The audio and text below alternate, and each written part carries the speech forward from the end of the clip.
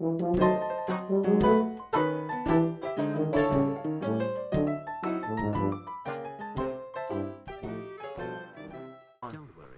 I remember in this game, after I sort of had beaten it, I was sort of worried that in the next Fallout game, which would now be Fallout 4, in the next Fallout game, I was concerned that there would be too much rebuilt, because in this game you're sort of starting to see things rebuild. You're starting to see large militaries. You're starting to see large alliances and basic borders be civilization's almost returning at this point. Yeah. Now the strange thing is that everything's being salvaged, nothing's being built. But I mean, for the most part, there's towns, there's couriers, there's mail service here for Pete's sake. You know what I mean? So, and like these organized bands of goons and stuff, and people are trying to get electricity and they understand it and everything else. And I was worried that in the next Fallout game it wouldn't be as run down, but it seems that Bethesda has sort of kept it run down and allows you to rebuild it, which is a really cool touch. That's an interesting idea. And then of course you're gonna have Boston and obviously cityscapes, and especially those intelligent the doctors and stuff. I forget what they're called. It's you see their cityscape in the trailer. A wide variety of different stages of rebuilding, production and stuff, and, which is going to be awesome. Civilization again. Now I don't know where Boston is in comparison to this. You mean time-wise or physically? Physically, geographically, I don't know where Boston is in comparison to Las Vegas. Northeast states. Okay, so how close would that be? I don't know whether you would know this, to the Capital Wasteland, Fallout 3. Just east, because Washington's northwest, the northwest state of America, and then Boston is in New York. Oh, Boston. Oh, it is. Yeah, okay. I don't know really much about, obviously, the states. We live in Canada here, so I mostly know all Canadian geography. But so we might actually see a little bit of the effects of the Lone Wanderer, or some things hinting at that, which would be interesting to see. Of things people might talk about it, sort of like in Skyrim, where people use Oblivion as a swear word now. What an Oblivion is that, and stuff like that. Yeah. Whereas they might say some cool things. What a nipton is Now, that? now one other thing that I did want to mention is in the Fallout, right now, as you can see, you're dressed up with your biker goggles. You have your whatever that armor is, Merc gear or whatever that is, leather armor. But there's always that progression, and you always seem to end up with the T-51B power armor because it is the best. Armor. Well, I mean, I have a character on the PC version of this game that I have done everything in this game. Right. Absolutely everything.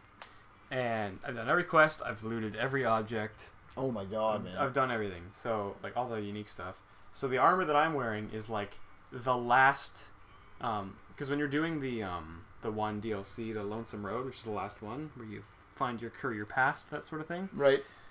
You find different levels of NCR Ranger armor. Okay. And I'm wearing the best NCR Ranger armor, and it's not particularly the best armor in the game as far as damage resistance or anything. But it's absolutely end game armor. It's it's got really high damage resistance. It gives you good bonuses to some stats and stuff, that sort of thing. So, but now, do you think, I don't know exactly what they mean by a stacked armor system? Layered. Which means that you can... I can wear what I want? You can apply armor to your legs, you can apply armor to your chest, and it's all different. You're not just wearing leather armor. You're wearing your Vault 111 suit, and then you've got leather wraps on your arms. You've got maybe Raider rubber tie or shoulder pads applied to your chest. That sort of thing. Oh, I thought it was going to be more of the thing where it's I could wear T-51B, but have an aesthetic... Do you know what I mean? I guess you wouldn't be able to wear the power armor, because the power armor seems to be almost like a vehicle in the next game. But let's say there's something equivalent, metal armor. Let's just say, I could wear metal armor, but then I could wear a cowboy outfit. You can customize. Yeah, you can customize what your metal armor is going to look like. If it's going to be really big and bulky on the shoulders, or if it's going to be slim and...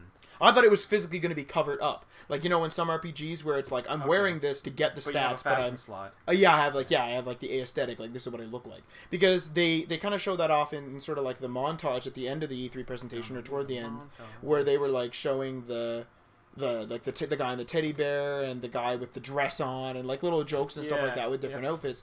But that's sort of the thing that they were showing off, right? Where you can do whatever you want.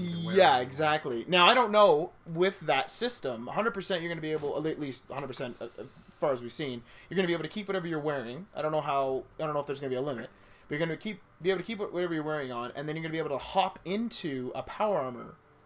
Like a set of power armor, which you actually can customize and build, or however intricate that is, we don't know. Probably just as intricate as the weapon system. which is unbelievable, and we'll get to that. But like the thing is like, how much do you think that you're going to be wearing that power armor? Probably not much. Obviously, it's going to do the same thing that I said before about introducing you to the mechanics of the game. Right. Like that very basic, like you can skim over this if you want, or you can get really into it. As far as like the building. It's going to be like, you're going to come across the garage, and you're going to be like, cool, and you're going to probably not be able to use the power armor as soon as you get there, because it's like hanging from the chains in the ceiling and stuff. Right. And you're like, okay, well, you have to go get this, you have to go get this. And then it's like, you can choose to do that or not. And so say you do, you go with the leg pieces that's missing or whatever. You do that. It's like, sweet, now I can wear this power armor. And the first time you wear it, you probably get a quest to be like, go clear out this town that's nearby. And then you do, and that's when you first meet that Deathclaw. Right. And you're like, holy shit, look at how strong this armor makes me. Like, I can take out a Deathclaw. Hello there. Fucking guy. He talks to you about the star caps. Right. Anyway, so yeah, you're, so it's like, look at how much stronger I am in this. But then it'll let you decide when to use it, sort of thing. Yeah. Well, what it's gonna be, and there's like cuts in the quest.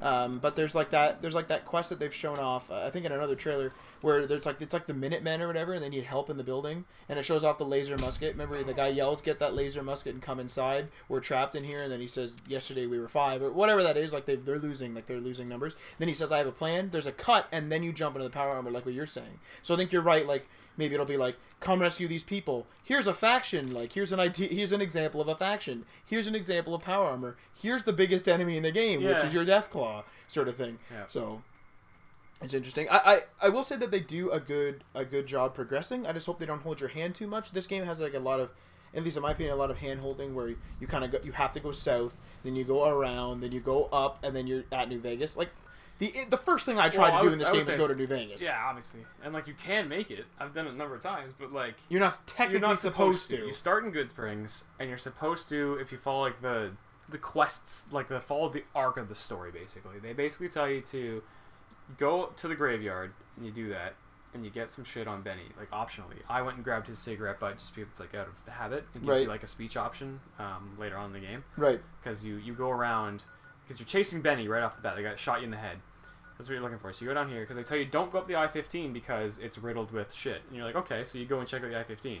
You get friggin' raped by Cazadors and Deathclaws. Okay, can't go that way. I died like 8 times trying to go that way, so let's go down here. So then you go down here, and it's much easier. Like, there's just a couple of, powder gangers, which are just these convicts that escaped from a jail and took over, like, a town that was full of dynamite. Like, they took over the quarry. And then they were scared off by the Deathclaws because they were blowing up the quarry, and then the Deathclaws came out. So then they got scared down here. And then, so, it makes you walk this way a little bit. You come across, you obviously see the 2 rangers shaking hands, and you're led to the Mojave Outpost, where if you talk to everybody, you can meet Cass, and she's like a potential follower, and she gives you a quest to go do this other thing, right? And like you've got this sort of like U shape. You're being like dragged along up and around this mountain range. This is Black Mountain right here, and you can't go up there really because there's super mutants, and you get your friggin' ass handed to you. So it's like, and I know what you mean about you don't like being like led along a path. Like if I want to go friggin' north, I want to go friggin' north. And you can do it, but you have to be pretty sneaky about it. Yeah. And kind of take advantage of the pathing of the enemies. But you can do it, and but if you follow the story of the game, basically, it does work. Which I did the first couple times playing through. You go with the flow, right? So then you go through, you do a couple of quests here, do a couple of quests here and there, and then eventually you get up to Boulder City. You meet up with the NCR guys that are fighting the Great Khans. You can choose which side to join there. Help the Great Khans if you're allied with Caesar, or you can help the NCR if you want to help the NCR. I always forget about Boulder City. Yep. I always forget. And it's actually an integral part of the game, because that's where they tell you that Benny's in New Vegas, and you can get his cigarette lighter there. And then when you go up and confront Benny in New Vegas, you're like, look, I got your cigarette butt, because you're the only one that smokes these kinds of cigarettes. Right. It's got your lighter, it's got your name engraved on it. It's like, I've seen all the shit that you're affiliated with. It's like, I got a lot of dirt on you. And then from there, you can choose how to handle Benny. Right. Depending on your character.